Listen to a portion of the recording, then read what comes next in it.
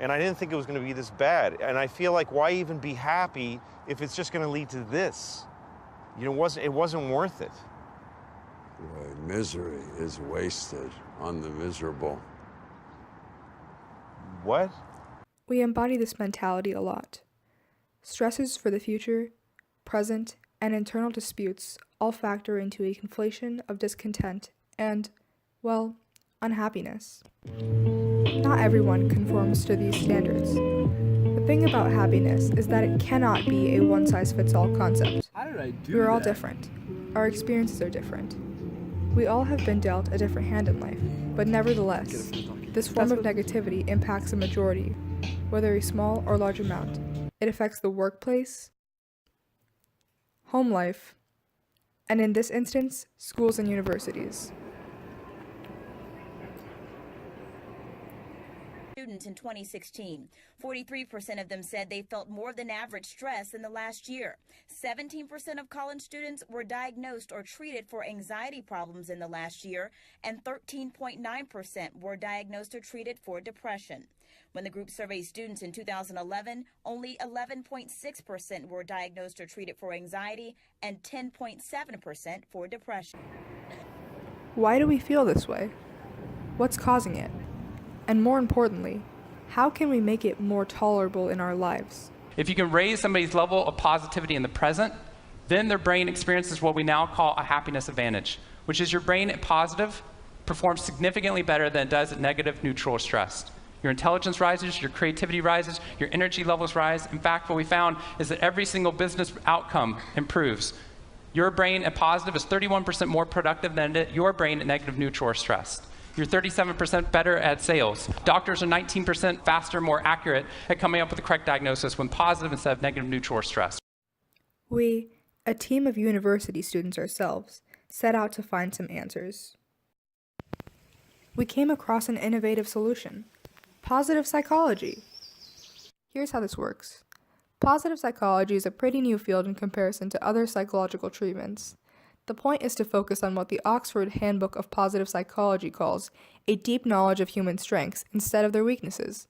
So this practice combines a science and personal satisfaction to maximize how happy and productive you can be in a given setting.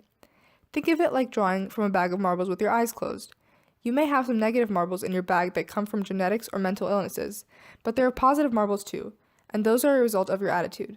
So the more positive marbles you put in your bag, the less probable you are to draw a negative one. And that's the point of this study.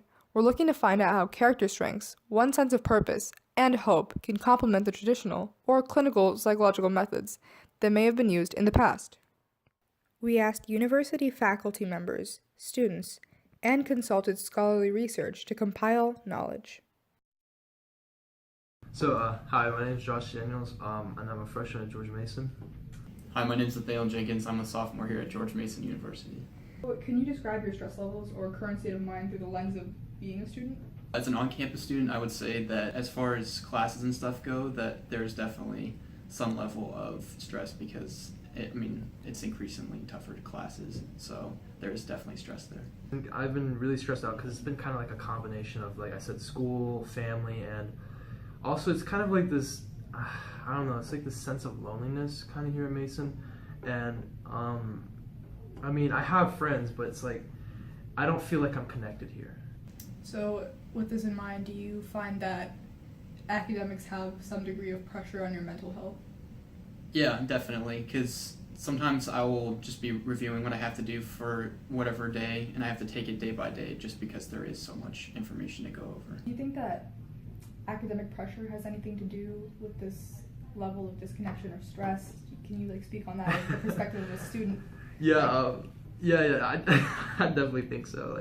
Like I said, Mason's a good school, and academics are not easy here.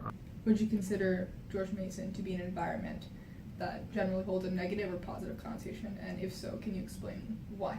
I would definitely say positive, but I understand that some people do say it's negative, and oftentimes that's because there's nobody here on the weekends. Like I said, if you're not in an organization or you're not part of Greek life or anything, the weekends here can be pretty dead. I feel like with any school or any community that it's all about what you make of it, and I've been able to make good friends and join groups and stuff like that that help me feel included on campus, and I've never been unhappy being on campus. I mean, Mason does a great job of like trying to get you to like join clubs, and I heard like when I came here as a freshman, everyone's like all the people like who are upperclassmen are like, you know, first thing you do is you join a club here, you join an organization. Do you know any of the resources that are available to you as a student regarding mental health and things of the like? Like, could you list any possible ones that you know?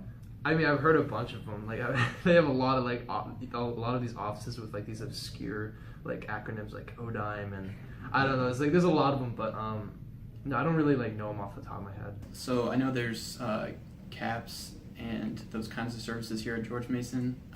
I haven't used any of them, but I do know that they're available if I needed them. And I know they've done like some campaigns where they try to get their the name out and like the office's numbers out, but I really haven't like seen that much. Honestly, I haven't seen too much advertising or promotion of these services just around campus. Like, you actually have to know what you're looking for to use them. Would you say that there is a stigma associated with those who use mental health services in universities? Yeah, I would say that some people can often associate that with people being, I guess, weaker in a sense, even though that's not really what it is, because if they're seeking help, they obviously are strong enough to want to do that. I think, part of the problem is people, like, I mean, maybe it might be that people don't really want to admit, like, that they're in a bad place. Do you feel as though the environment itself is negative, or is it just simply this disconnection that you're feeling? I mean, it's definitely not the environment, there's any negative aspects to the environment. Like, this is a great school, and they really do try to, like, keep, get kids connected, but like, I admit that, I should have gotten involved in good school. They do a good job at, like, I mean, they try to get you connected, but I mean, it comes down to you as, like, an individual. Like, if you make an effort to, go out there and, like, find your own group, like, that's great, and that's on you. But because I was also taking chances by joining certain groups to meet people, and that was out of my comfort zone, and I didn't necessarily always want to go to the meetings, but I would go to them just to meet certain people. Freshman year is a lot of finding who you are. Aside from that, if you weren't in an actual organization or like a group, there's not much going on. But I think, like, the more balance of a life you live, like, the more content with yourself you're going to be. Our findings showed that although they both had very different perspectives, it was a result of both their attitude and experience. This realization further proves how impactful the core values of positive psychology are. Your happiness is directly impacted by your outlook. Because dopamine, which floods into your system when you're positive, has two functions. Not only does it make you happier, it turns on all the learning centers in your brain. I'm Henry Carlson. I'm a first year here at Mason, but I'm an academic sophomore, and my major is psychology with a concentration in industrial organization and stuff. So being happier, like, in school or in work, and, like, instituting a bunch of, like, maybe, like, changes or tweaks or reforms or whatever to make that better, I think it totally makes sense. Like De-Stress Week or De-Stress Fest or whatever it's called, that's totally positive psych, And I love it when the campus goes out of its way to, like, bring all the dogs out or something like that, because it makes me feel cared for. You work better because you're not stressed out about, cheesing off your boss or failing or something like that. These opinions, attitudes, and perspectives all contribute to Habermas's idea of a public sphere, an environment or network of people who come together, and this too can benefit from positive psych practices. We consulted faculty to provide more insight on how this is already being implemented.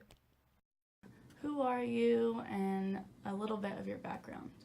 Nance Lucas. I'm the Executive Director of the Center for the Advancement of Wellbeing. I'm also Associate Professor of Leadership Studies in the School of Integrative Studies. How do you impact well-being for students at George Mason? So we offer courses, we have a mindful living learning community. We know we impact students' well-being also is through the StrengthsFinder assessment. We have our, the CAPS Center is one resource around students' mental health.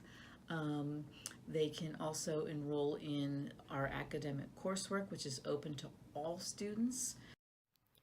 While it seems that GMU is working to provide mental support, many students like Josh require more advertising of both resources and events available to them.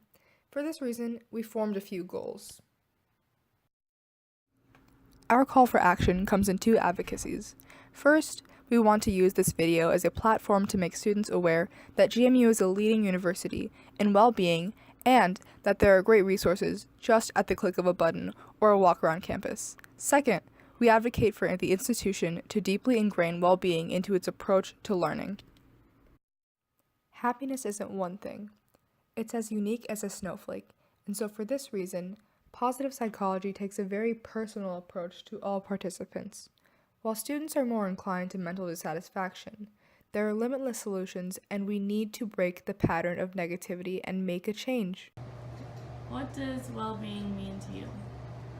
Well-being means being well, being in a position in life where you're able to wake up in the morning and get the things done that you need to get done. It means being healthy in physical, mental, and emotional aspects of life. Being safe everywhere. Being yourself. Love yourself. As long as you feel good, you're healthy. Are you aware of resources on campus where you can get help with well-being? I'm aware that the campus has resources, but that's about it. Okay, but you don't know where to go or anything like that? Not at all. Okay. I'm aware that CAPS and WAVES are both located in Sub 1. I don't know, the food court and stuff like that. I do know there's CAPS.